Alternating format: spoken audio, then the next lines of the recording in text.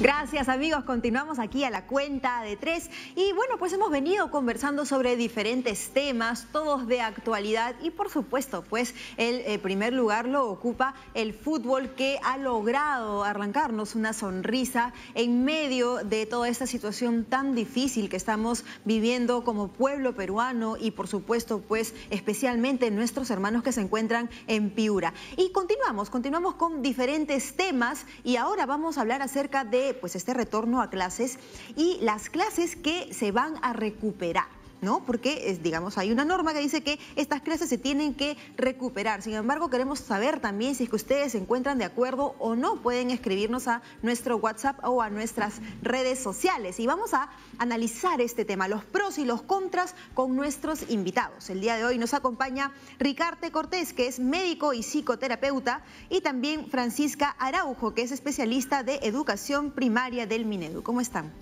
Buenas tardes. Muy bien, gracias. Buenas tardes. Gracias por estar aquí, por acompañarnos. Bueno, pues esta recuperación de las clases deja sobre el tapete muchas preguntas, ¿no? Muchos padres dicen, bueno, ya, ¿cómo se va a realizar esta recuperación? Algunos colegios dicen que van a ser los sábados, ¿no? Que se van a recuperar las clases. Y claro, la pregunta también que queda en el aire finalmente es, ¿cómo van finalmente los chicos a distribuir sus tiempos para poder atender, digamos, las clases, cumplir con la currícula, pero también ser chicos, ¿no? Y jugar y disfrutar. Y en medio de esta crisis, además, particular. Y sobre todo en medio de esta situación y de esta crisis, efectivamente. Sí, definitivamente acá hay que tener un punto de partida muy claro. La postura de nuestra ministra de Educación, Marilu Martins, es primero atender la emergencia. Y después de atender la emergencia se está teniendo estrategias para que sirvan como paliativo a, sobre todo, las 15 regiones que han sido las más afectadas. Lo cual, esto implica que cada región y cada localidad, dentro del sistema de descentralización, tiene la potestad para luego hacer llegar a la ministra y al Ministerio de Educación cuál sería ese periodo de recalendarización de las horas lectivas.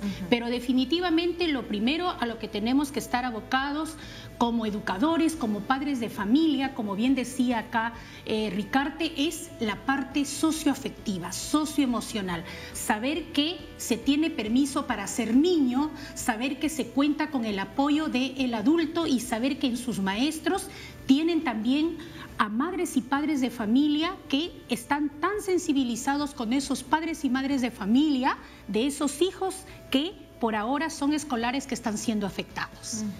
Sí, porque no podemos dejar de ver, digamos, en medio de este escenario, cómo también a nuestros niños les afecta psicológicamente, no solo el hecho, pues, de finalmente aquellos que han sufrido en carne propia verse despojados, ¿no? De un momento a otro y algo que finalmente no entienden muy bien en sus cabecitas chiquititos, no procesan muy bien toda esta información y de pronto también tener, pues, que cumplir con sus obligaciones y responsabilidades siendo tan chiquititos, ¿no? Sí, y aquí es donde, digamos, la figura o la importancia del soporte o el sostén de los adultos, ojo. Porque quienes van a darle la tranquilidad finalmente a estos niños son los padres, son los adultos de su entorno, no son los que le van a ofrecer esta tranquilidad. Y en esta línea de lo de recuperar clases, yo particularmente, más allá del mismo tema de la hora lectiva, que para mí, digamos, yo como papá, y incluso como terapeuta, soy honesto, como que digo, bueno, no sé por qué tanto la hora lectiva, soy honesto, o sea, a mí me preocupa mucho más, por ejemplo, que esos profesores que también están en zona de emergencia, esas padres de familia, esos adultos, estén en situación de poder, por ejemplo, dejar su tiempo libre, digo, su tiempo de casa, que está de repente destruida o que está como está, para dedicarla a su trabajo en las escuelas, en horarios que eran diferentes. Por eso quiero partir por ahí un tema que a veces está como medio olvidado, y usted es docente. El kit, el secreto, el éxito de cualquier proceso está justamente en este adulto responsable del proceso educativo. Y aquí el maestro es muy importante. Entonces yo me pongo a pensar en los zapatos de un padre de familia que es maestro y que ahora tiene que recuperar el sábado o quedarse una hora más o que tiene que ir un día que era feriado, otro día a recuperar clase. Y digo, eso hay que pensarlo, porque claro. ese padre es el que va a estar con estos niños cuando de repente sus hijos están en casa solos, o están en una casa que no está completa, o están en una carpa, y eso creo que es, como bien dice la Francisca, hay que tomarlo como prioridad, porque la salud afectiva es lo más importante, ¿no? Bueno, y además finalmente también van a ser estos profesionales los que van a estar frente a los niños, de repente en una situación incómoda, con la cabeza en otro lado. ¿Cómo están manejando este tema en particular? Sí, definitivamente el Ministerio de Educación ha tomado 3 estrategias. Una primera estrategia que es que el equipo central está trabajando para hacer cartillas en las cuales se está orientando a los docentes de qué se debe priorizar. Y en esa priorización justamente se está tomando en cuenta lo que dice acá Ricarte, que es que donde ya se han podido reinaugurar las clases el 27, tenemos una proyección de 2 semanas en las cuales se está poniendo que debe haber unas actividades que tienen que ver con recoger toda esta parte socioafectiva, socioemocional, dialogar mucho con los chicos, hacerles reflexionar respecto a por qué es importante cuidar y cuidarnos, a ser solidarios, a, si se puede decir, ponernos en el zapato de otros también, porque mientras nosotros hemos podido regresar a clases en determinadas regiones, hay otras que todavía no. Claro. Entonces, esas cartillas están publicadas en el portal Perú Educa, que sirve como un material de refuerzo a estos docentes en las zonas de conectividad. Donde no haya conectividad es a través de USBs que están llegando, y en aquellas zonas donde hay mucha mayor emergencia que no puede esto, se está haciendo llegar material impreso que se ha seleccionado y se va a recurrir a radio y televisión de ser posible para dar la tranquilidad a los niños, a los estudiantes, a los colegas y a los padres de familia. Bueno, yo coincido definitivamente con un tema de que la vida continúa, ¿no? Y en este caso, pues también, claro, no podemos dejar de lado que nuestros niños efectivamente necesitan asistir a la escuela y tratar de rehacer sus vidas, digamos, dentro de la normalidad en lo que fuera posible, ¿no?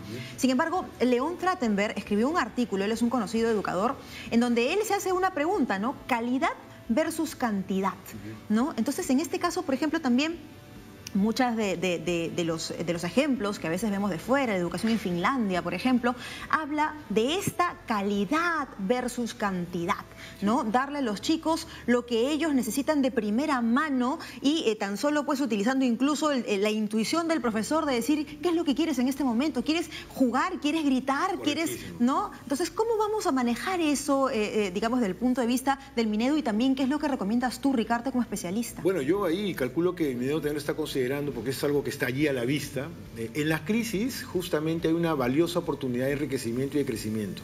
Paradójicamente, frente al dolor que están viviendo todas esas familias, también aparece bien manejado una oportunidad enorme para enriquecerse, no solo en conocimiento, sino justamente en la formación integral de la que estamos hablando.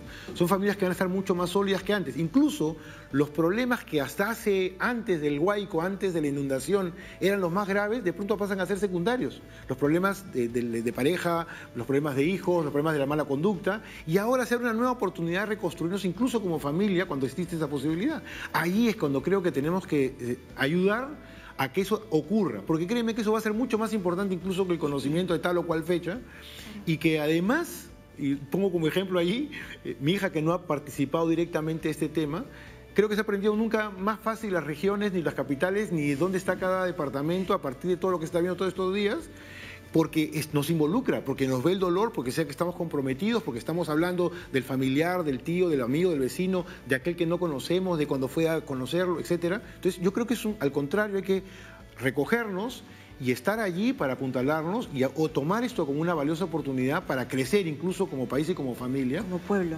pero con inteligencia, con criterio. Y estoy de acuerdo con lo que también plantea Trachtenberg, leí el artículo, me parece genial, en cuanto efectivamente hay que valorar mucho más el contenido, que si el continente es más grande o más pequeño. Hablo de las horas o no tantas horas, ¿no? Que si es importante, pero tanto énfasis, me preocupa mucho más el continente, ¿no? Como finalmente, Francisca. Definitivamente yo creo que la respuesta está en la implementación de nuestro currículum nacional.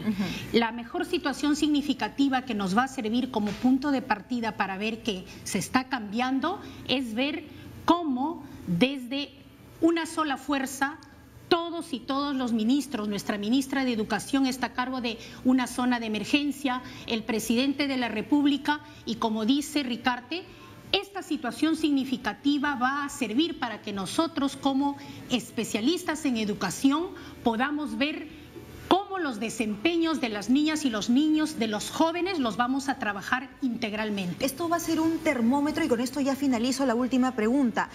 Vale decir, ¿todavía se puede replantear esta recuperación de clases? ¿Todavía lo podemos repensar o sí o sí? Definitivamente me ratifico en lo que dije anteriormente. Se está pensando primero en la emergencia, atender la emergencia.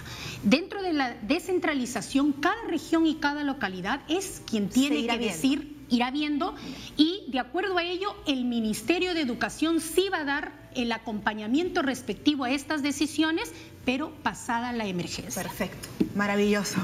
¿Algo que quieras acotar, Ricardo? Sí. En cuanto a los colegios privados que tienen la exigencia, que en verdad no sea solamente un formato de exigencia, eso que vigilar, porque como la ley lo manda hay que hacerlo. Y no importa si te vas a pasar 8 horas más o 10 horas más, porque al final igual van a ir, y allí eso siempre es contraproducente, eso no ayuda. Preferible que vayan los días que tienen disponibles, que le empleen los días, para que simplemente sea llenar el... No nos cuadriculemos, ¿no? Y especialmente en estos momentos, efectivamente, flexibilicémonos un poquito más. Muchas gracias. A ti, un placer. Un saludo para todas y todos y que sientan que estamos unidos más que nunca y que pronto esto va a pasar y vamos a resurgir como el ave fénix. Ese es el mensaje. Muchísimas gracias. Yes. Gracias por la visita. Nos vamos al corte y regresamos con más aquí a La Cuenta de Tres. No te muevas.